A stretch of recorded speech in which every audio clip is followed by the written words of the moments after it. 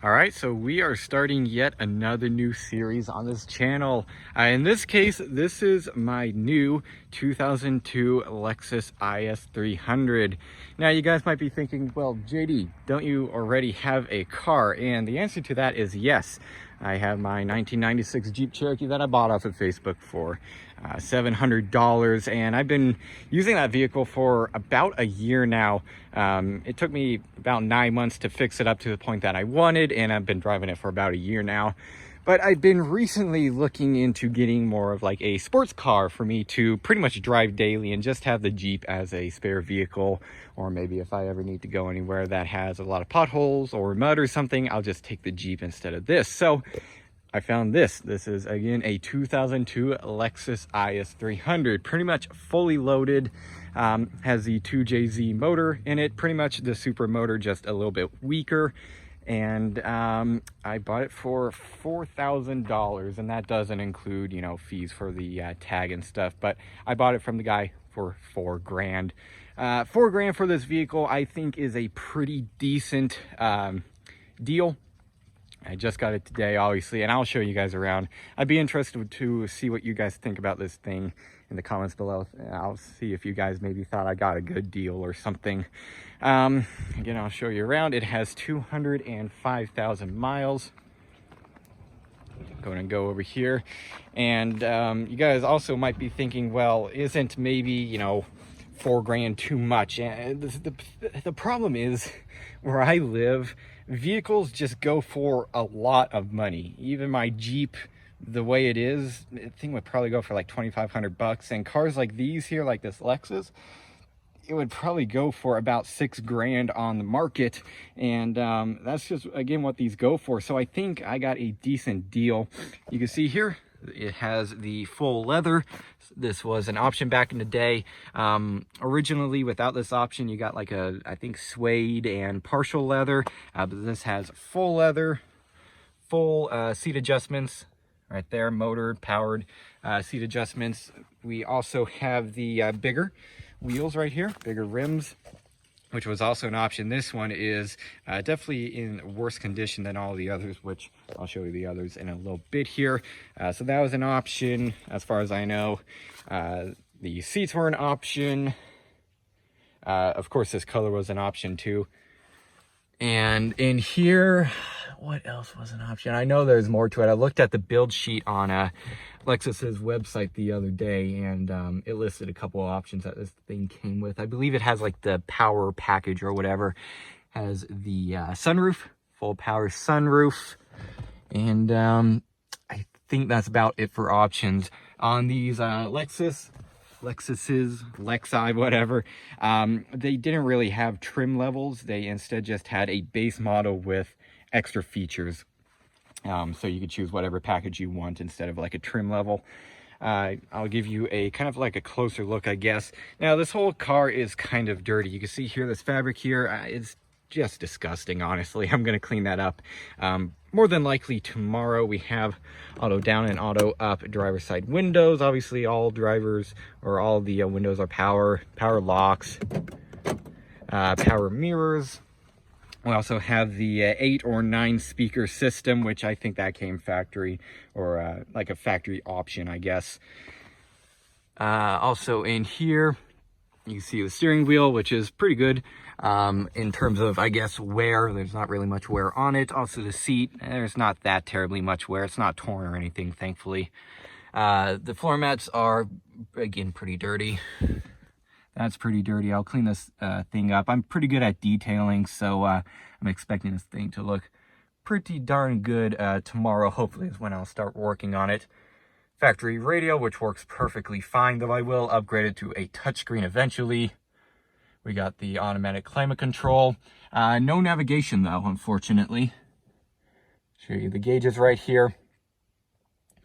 And the key is in my pocket, so I'll get that in a minute. We have cruise control, obviously. We have the sport pedals or whatever. I'm pretty sure that wasn't an option. I think in like 02 they just started giving those kind of like a base model option, I guess. I'll show you the back here, which back here, these seats look practically brand new. I don't really think anybody has sat in them, or at least for not a long time. Over here, this fabric is good. Really, all the door panels and stuff are in really good condition. Console is in good condition, though it does have the sticky dash around the trim panels, unfortunately, so I'll have to fix that. That's a common thing with these IS300s. They pretty much all have sticky dash. A little ashtray back here. No one has ever smoked in this car, obviously. We have the cup holders back here. We also have the trunk pass-through, which I believe that was an option. Unfortunately, we don't have any cup holders here. I was hoping there to be some, but there isn't. Still nice that this is here, however. That door panel is in good condition, and so is that one right here. I'll also show you the headliner, which is also very clean. There isn't, there's not really any marks on this thing, fortunately. I'll go and pop the trunk here, show you guys what's inside of there. All right, so back here, I have to admit, things are actually very, very clean. I don't think there is a single stain in this trunk or anything. It's in spectacular condition. We also have the genuine Lexus first aid kit, of course. You see here, the speakers are back here, right there. And under here we have, underneath this other mat here, this is a pain to get up, honestly, but we have all of our tools. It comes with actual wrenches and stuff from factory, pliers, the jack is here, spare tire is under there. It's a full-size spare as far as I can tell. I haven't completely gotten it out yet, however. Anyways, there's the trunk. You can see that pass-through compartment, whatever that thing is. That's kind of weird. I don't know why that was an option back in the day, but hey, it is. I'll show you the passenger side now, and also I will start it up in a minute. All right, now for the passenger side of the vehicle, you can see here there are actually two, or that's kind of a small one, or is it right there, but pretty much 2 or 3 dents here. I'll try to get those popped out. It's not a big deal. They're really not that noticeable. And on the other side, there are a couple of bigger ones, but I'm pretty confident I could get them out. They're not really on a body line. This seat here is actually in a lot better condition, of course. It has less wear on it. The floor mat over here is also in better condition. And inside of here, we have a couple of goodies. And here we actually have an owner's manual and a bunch of stuff. Actually, inside of this booklet is a Lexus branded pen. There's also the business cards from the dealership that sold this thing to the gentleman when it was brand new. This is a one owner, by the way. So I am the second owner. So there's business cards in here and a bunch of other stuff. It's really quite cool, actually. And also, all right, so it is now a couple weeks later, and the day that I started this video, the last clip and stuff that you saw was actually the day that I got this thing, and my phone decided to go ahead and run out of memory. So I've been putting off this video for a while until I could finally free up some memory, which was just a couple minutes ago. So this is a couple weeks later on the IS300. There's been a couple of big changes, nothing too big though, which I'll go over. So let's go and start in the front end. First of all, I touched up these scrapes. Originally there is a big black scrape here from where the paint had just rubbed off, because he obviously rubbed up against something, or something rubbed up against it. We had one right there and right there. We had some down here by the fog light. Over here we had one right there, and we also had the big one down here.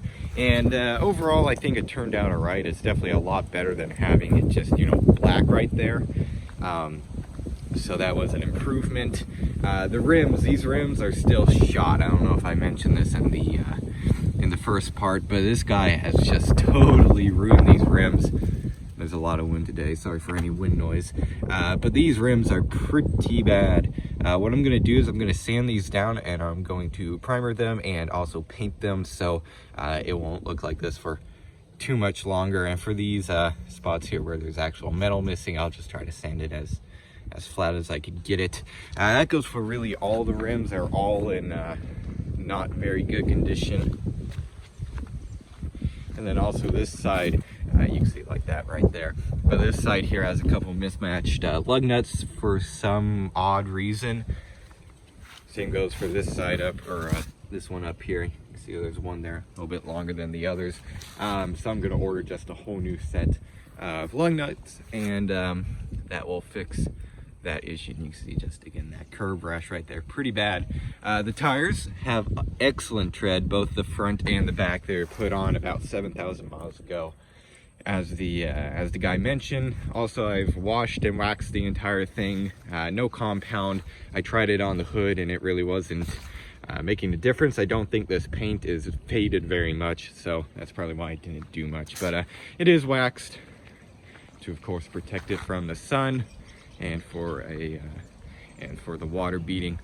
Also, this grill had a bunch of paint chips in it, and so I took this off, sanded it a little bit, primed it, and also painted it. Headlights, I just kind of restored those with the orbital polisher and some rubbing compound actually, and they turned out a little bit better. They're a little bit more clear now, and I've also waxed those. Obviously I don't want them to fade again.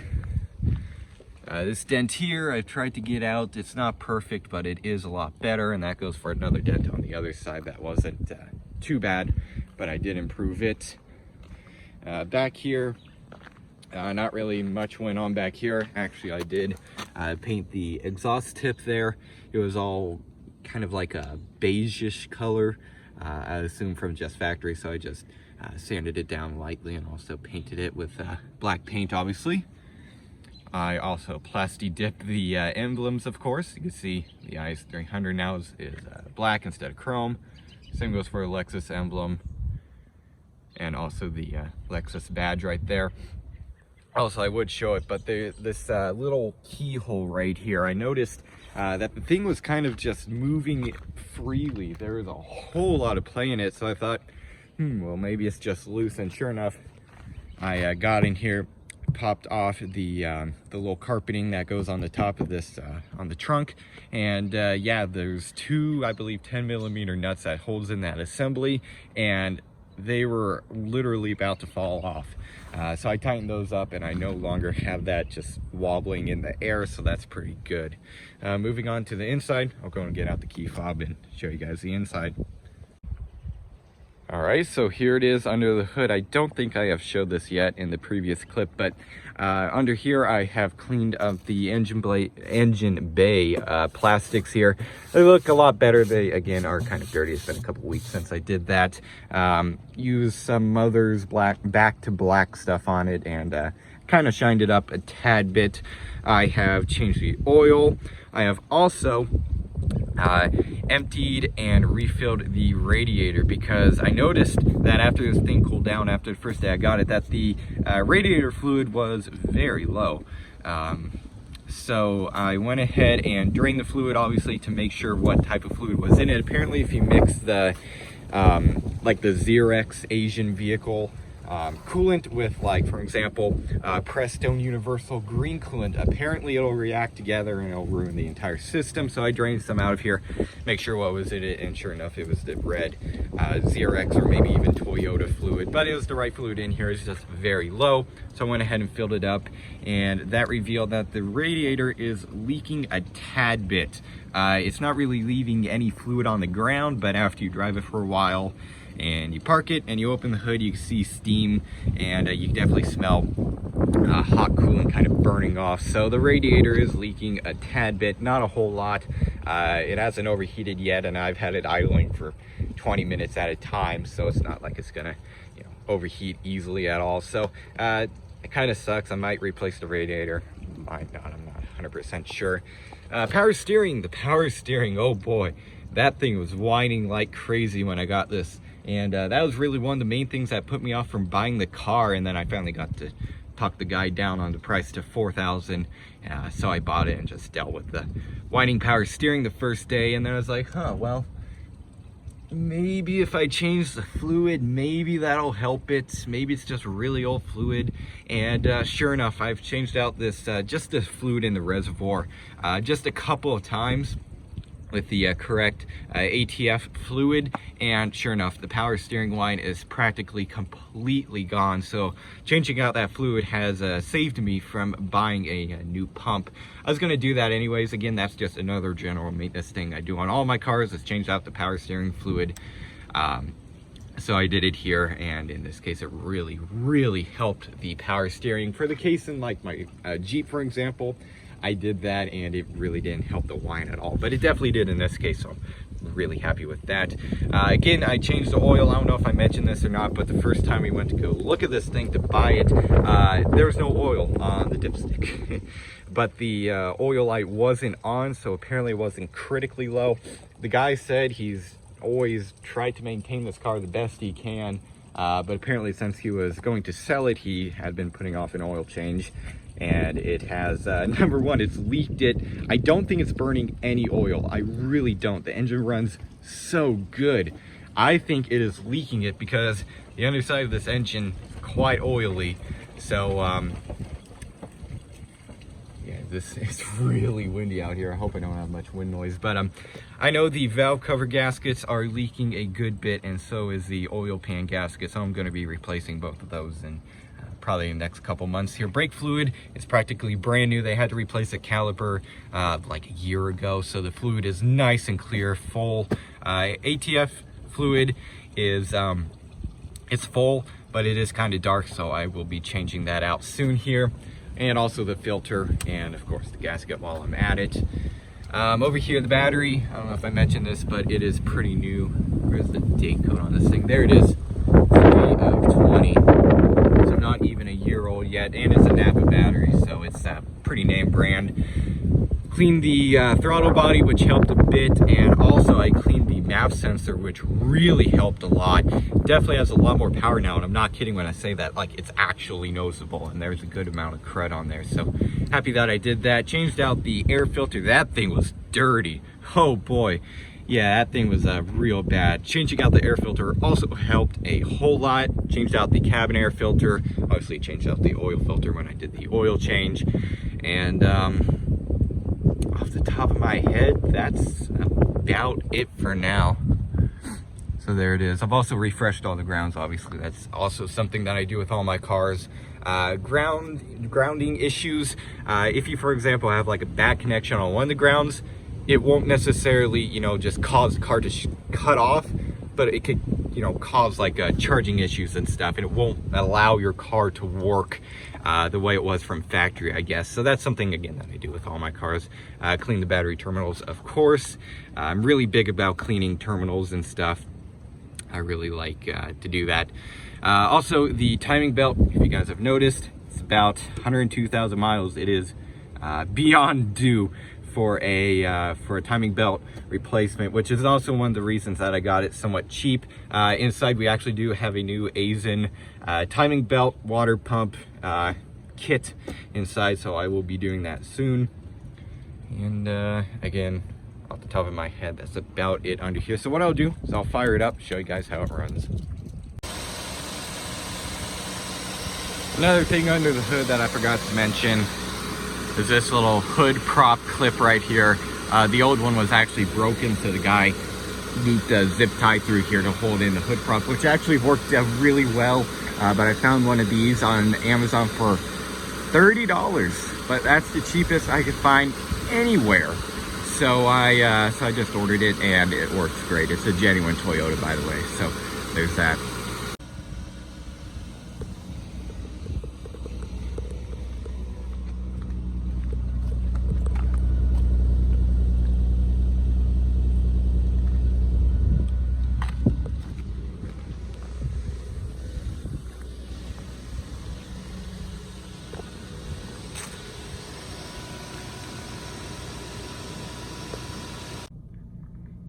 All right, now for the electronics and everything, like I said, I believe I mentioned this earlier on, everything works in this car. Every single thing except for that CD player. But again, not a massive issue. I'm never going to use it anyways.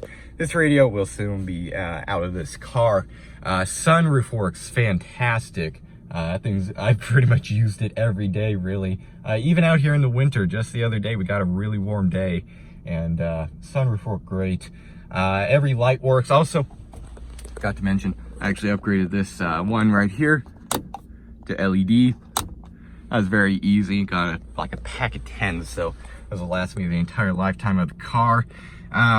paddle shifters right here. Those work great. Been using those a couple times. Power mode, snow mode, that works.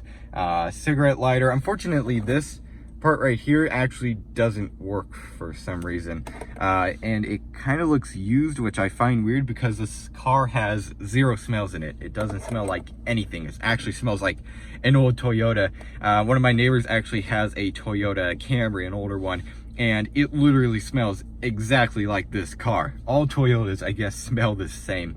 I got it to lock in once, but it won't do it, but I don't really care. I'm not a smoker anyways. But cigarette lighters work, the ports at least. I also have one in here, and I have my Bluetooth transmitter right there. What else? Also, 3D printed this part. Don't mind the trash in here. This little separator here. The IS300 cup holders are kind of known for being subpar as it is. So I 3D printed this part. Allows you to put bigger cups in there, which it already worked. I went ahead and got a bigger drink from one of the places that I eat at yesterday, and now it finally fits in here. So that is pretty cool. Handbrake works. Handbrake works really darn well. It will hold this thing on a pretty steep hill in neutral. So handbrake is fantastic. Traction control button obviously works. Unfortunately, doesn't have heated seats. I was really kind of disappointed to see that. I was kind of under the impression that every leather IS300 came with heated seats, but this one doesn't. Though, however, I did notice it has the fuse for it, which is kind of weird, but the buttons just aren't here. So I wonder if the wiring is actually in the car, but the heated seats on the actual seat, the coils aren't there, and I also, obviously the buttons aren't here either. So maybe that's something I could add. Not totally sure though. I probably won't. Horn works, lights work, fog lights work. Everything works, and everything works really well. Sound system sounds great. We have the home link up here on the sun visor, auto dimming mirrors, with the compass, by the way. I'll go in and rev it a tad bit here. It's a little bit warmed up now, so.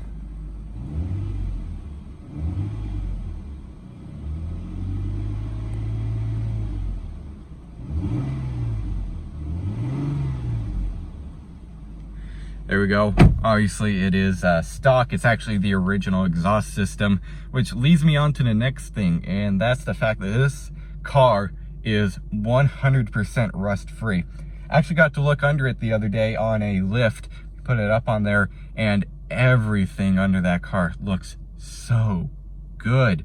There is not a single speck of rust anywhere, and all the suspension components, you know, not bearings, but bushings and stuff look so good. They all look really very fresh. So I think this thing has gotten a recent suspension upgrade, I guess, the last couple of years, because I mean, there's not grease anywhere, you know, leaking out of the boots or anything. None of them are torn. They all look really, really good. So I was very happy to see that. Transmission under there. Actually, the transmission didn't seem to be leaking, though obviously there was oil on the oil pan, but like I mentioned, this thing kind of has a oil leaking issue, which I will soon resolve. But everything under there, I mean, truly looked fantastic. I couldn't find a single thing wrong under there, and like I mentioned, 0 rust. I can't find a speck of rust on this entire vehicle. It's really incredible. So overall, I'm really happy with this car so far. It's been a pretty big upgrade from my 96 Cherokee. I still love that thing. Obviously, it's still my first car. It's going to be sticking around, but this will be pretty much my daily driver. If I ever need to go any place off-road or anything, I'll just take the Jeep. But for example, you know, going anywhere on like the highway or around tight corners and stuff, I'll be taking this thing because number one, it's a lot more fast. Definitely much more gas efficient, and it's just overall, of course, a better car. But you know, you're kind of comparing a Lexus to a dang cheap old Jeep, so of course this thing is going to be better. But anyways, there it is. So again, really happy with this car. Overall, I would say I got a decent deal. I really haven't seen another IS300 this spec for this cheap around here. Cars go for a lot of money around here where I live for some reason. But anyways, there it is. So pretty cool. My second car, 2002 IS300. Another thing that I forgot to mention is that the first owner, again, this is a one-owner car, he actually shipped the window sticker and the, let's see here, he shipped a spare key to me, the second key, the valet key, and a couple of key rings from the original dealership. He shipped all of that to me, and it's all in fantastic condition. Unfortunately though, I noticed the second key has a replacement housing, an aftermarket one.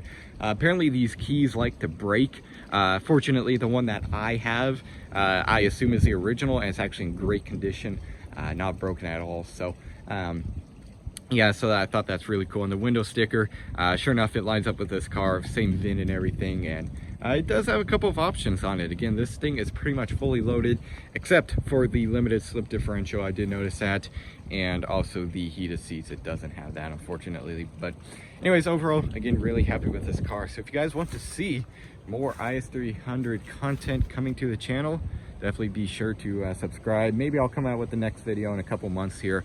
By that time, I should have a couple of upgrades, and also I should have that timing belt and that water pump fixed. Nothing wrong with the water pump, but it has about 100K on it because they replaced it when they replaced the timing belt, so it's probably about due for a replacement anyways. Luckily, again, I have a quality replacement inside, so there it is. Pretty cool. So guess I'll see you guys next time, part 2. Goodbye.